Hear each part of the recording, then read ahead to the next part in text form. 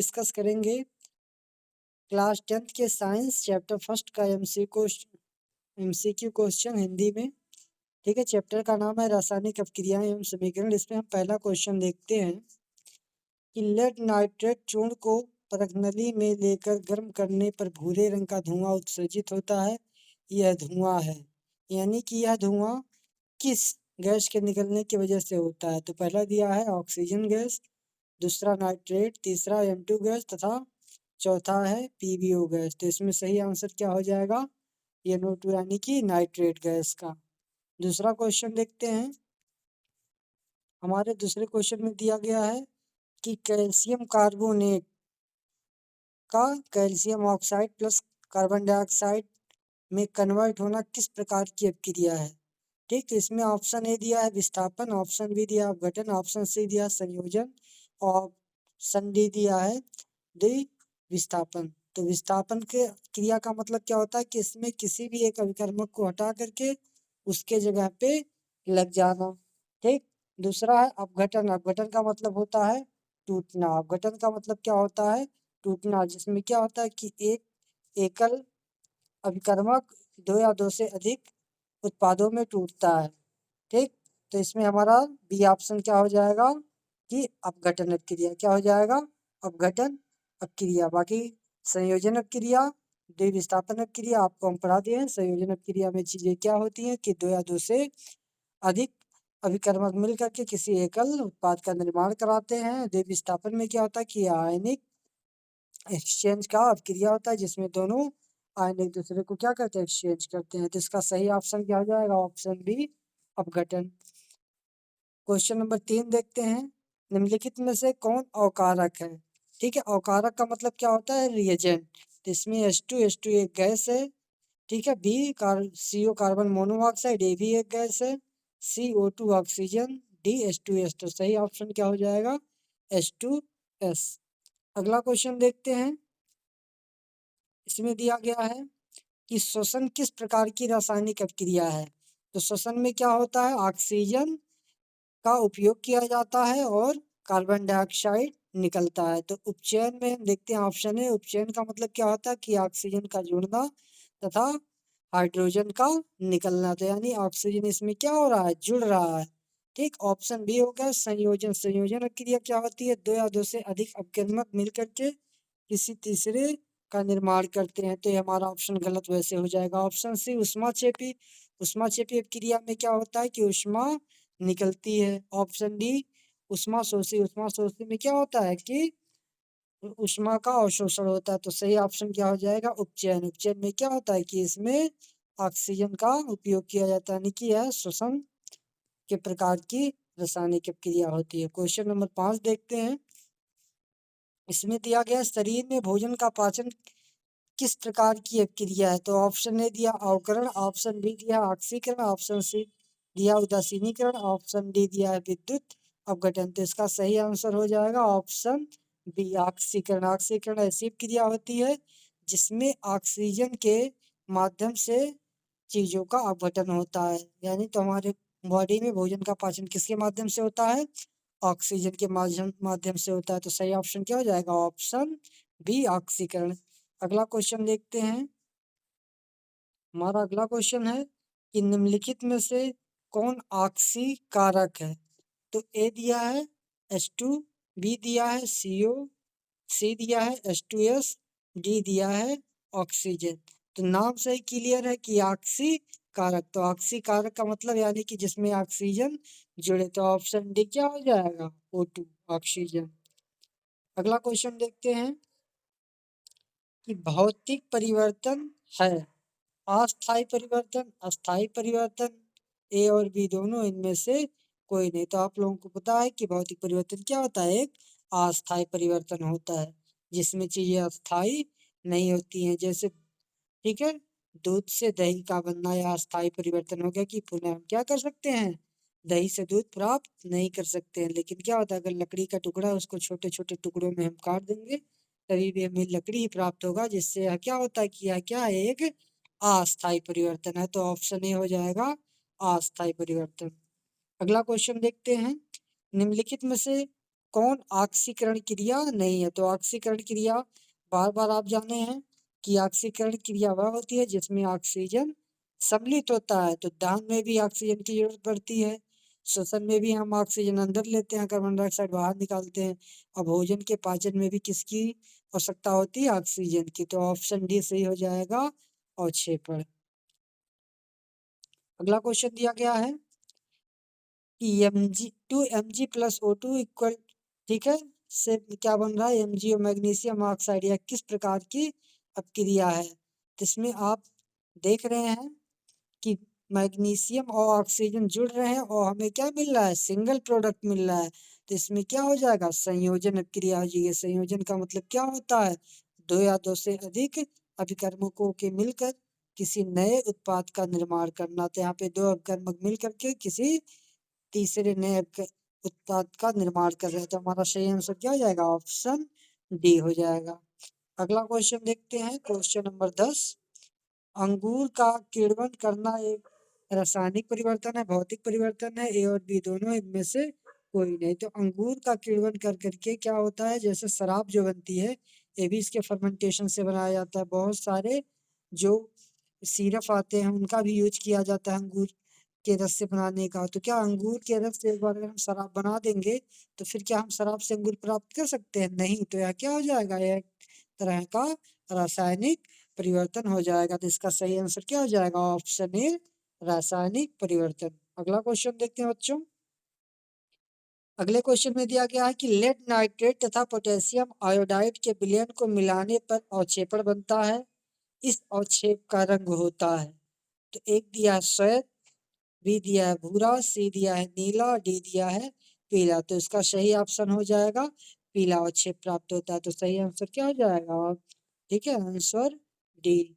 अगला क्वेश्चन देखते हैं कि निम्नलिखित में से कौन रेडॉक्स अपक्रिया है। ठीक, तो रेडॉक्स अपक्रिया का मतलब होता है कि जिसमें ऑक्सीडेशन और रिडक्शन दोनों एक साथ होते हैं।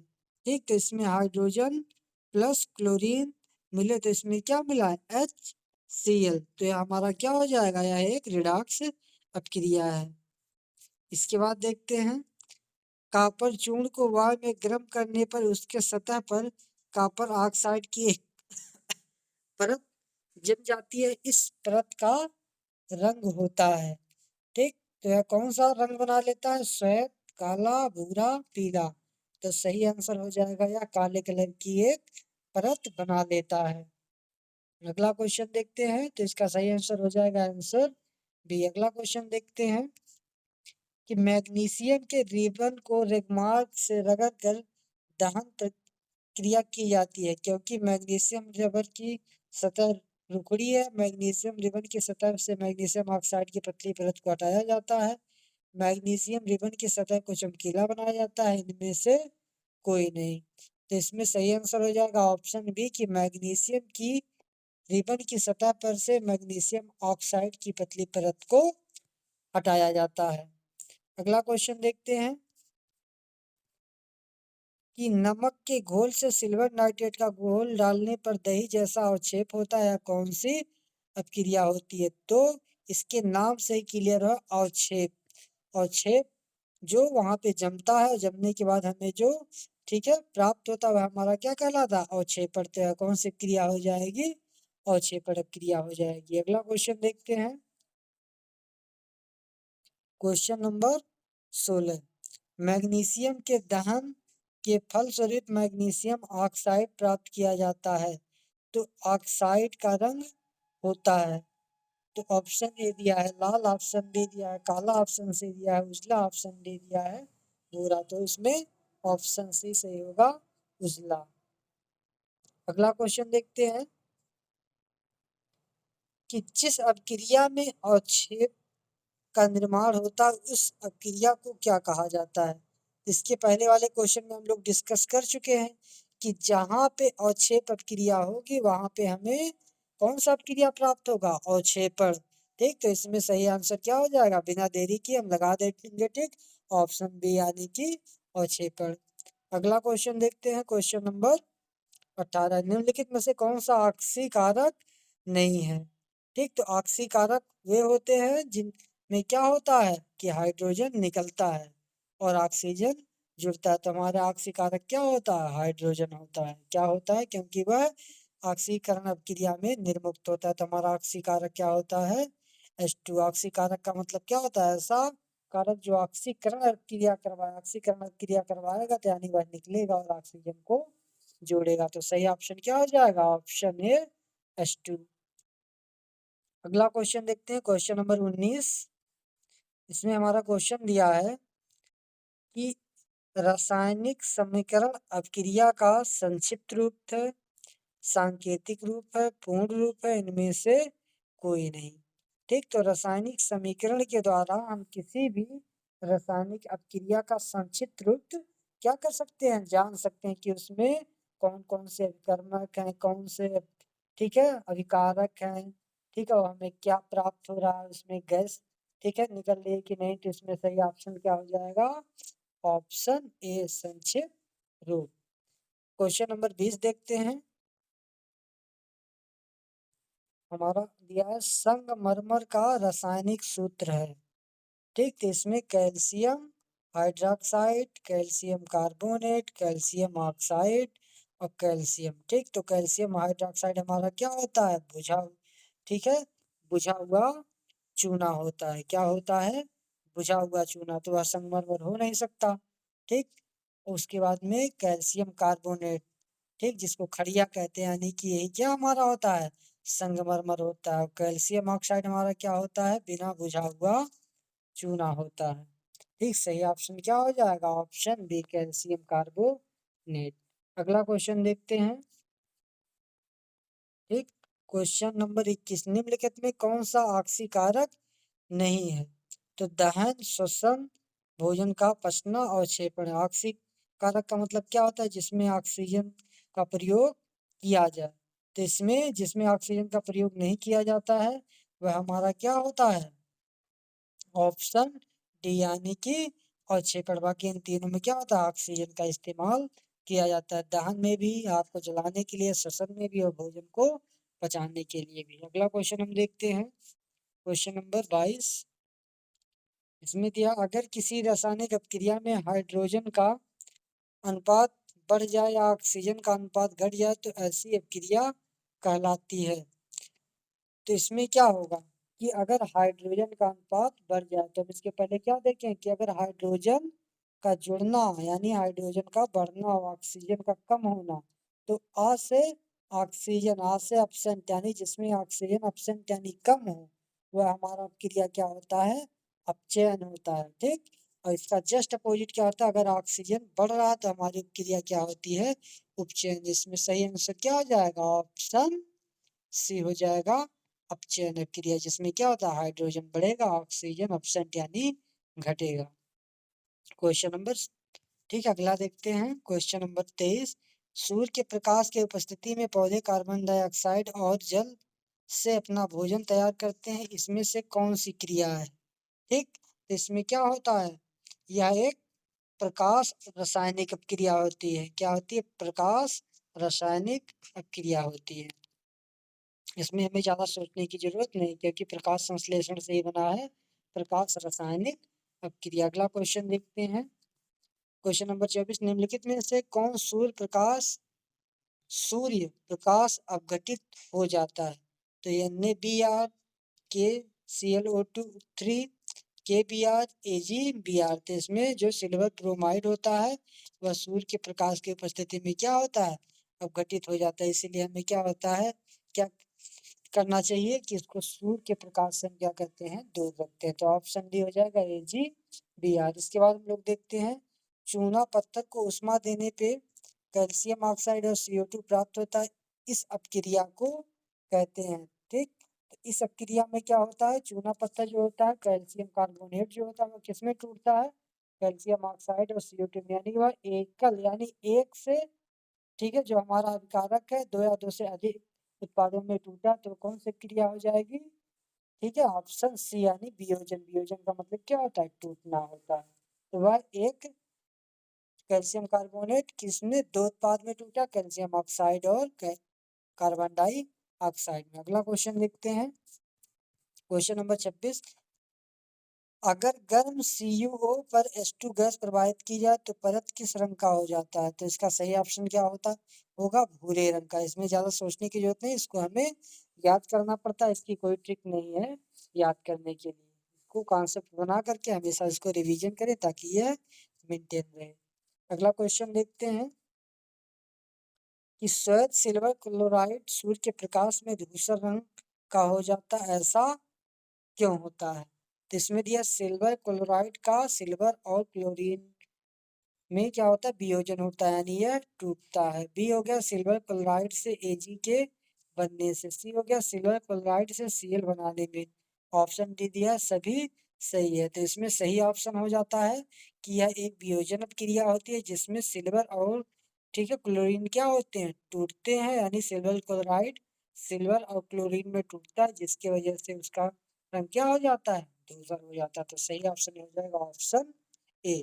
ठीक, अगला क्वेश्चन देखते हैं कि उपचयन अपचयन अपक्रिया को कहते हैं, यानी ऐसी अपक्रिया जिसमें उपचयन अपचयन अपक्रिया दोनों एक साथ चलती है, उस अपक्रिया को हम क्या कहते हैं, पीछे भी पढ़ चुके हैं, उस अपक्रिया को हम क्या कहते हैं, रेडॉक्स अपक्रिया कहते हैं। ठीक, इसमें यानी उपचयन अपचयन अगर एक साथ हो तो वह अपक्रिया हो जाएगी रेडॉक्स रिएक्शन, यानी कि रेडॉक्स अपक्रिया। अगला क्वेश्चन देखते हैं कि मैग्नीशियम रिबन के बाद में दहन के फलस्वरूप श्वेत पदार्थ मैग्नीशियम ऑक्साइड बनता है। इस अपक्रिया में मैग्नीशियम का क्या होता है? ठीक, तो मैग्नीशियम क्या होगा, अगर जलेगा, क्या करेगा, अगर जलेगा तो इसमें ऑक्सीजन क्या होगा, सम्मिलित हो रहा है, यानी कि जुड़ रहा है, और क्या बन रहा है, मैग्नीशियम ऑक्साइड, यानी आ से ऑक्सीजन का जुड़ना। अगर एब्सेंट है तो हमारा जस्ट हो जाएगा ठीक है अपचयन, लेकिन इसमें क्या आ रहा है, ऑक्सीजन जुड़ रहा है, तो हमारा कौन सी क्रिया हो जाएगी, उपचयन क्रिया हो जाएगी। तो इसका सही आंसर हो जाएगा ऑप्शन बी, उपचयन क्रिया। अगला क्वेश्चन देखते हैं, संक्षारण किस प्रकार की क्रिया? तो संक्षारण एक उपचयन क्रिया है जिसमें क्या होता है, ऑक्सीजन का जुड़ना होता है। ठीक, इसमें ज्यादा सोचने की जरूरत नहीं है। अगला क्वेश्चन देखते हैं, मैग्नीशियम रिबन का वायुमंडल में दहन एक क्या है, रासायनिक अपक्रिया, क्योंकि मैग्नीशियम रिबन को जलाएंगे तो वह क्या हो जाएगा, राख बन जाएगा, और राख से दोबारा हम मैग्नीशियम रिबन प्राप्त नहीं कर सकते। और जो रासायनिक क्रिया होती है उसमें जो एक बार हम प्राप्त कर लिए दोबारा हम क्या करते हैं, वो हमें उसे पुनः उस अवस्था में हम नहीं प्राप्त कर सकते। तो कौन सी क्रिया हो जाएगी, ऑप्शन डी, रासायनिक क्रिया। अगला क्वेश्चन देखते हैं कि प्राकृतिक गैस का दहन किस प्रकार की क्रिया होती है? तो प्राकृतिक गैस जलाने के लिए क्या होता है कि उष्मा इससे क्या होती है, निकलती है, यानी कि अगर हम उसको गैस जलाते हैं प्राकृतिक गैस तो उससे क्या होता है, उष्मा निकलता है। तो हमारा सही ऑप्शन हो जाएगा ऑप्शन सी, उष्मा क्षेपी अपक्रिया हो जाएगा। तो ऑप्शन सी सही हो जाएगा, उष्मा क्षेपी अपक्रिया। अगला क्वेश्चन देखते हैं हम लोग कि जिस रासायनिक अपक्रिया में उत्पाद के साथ ऊष्मा उत्पन्न होती है उसे कहते हैं।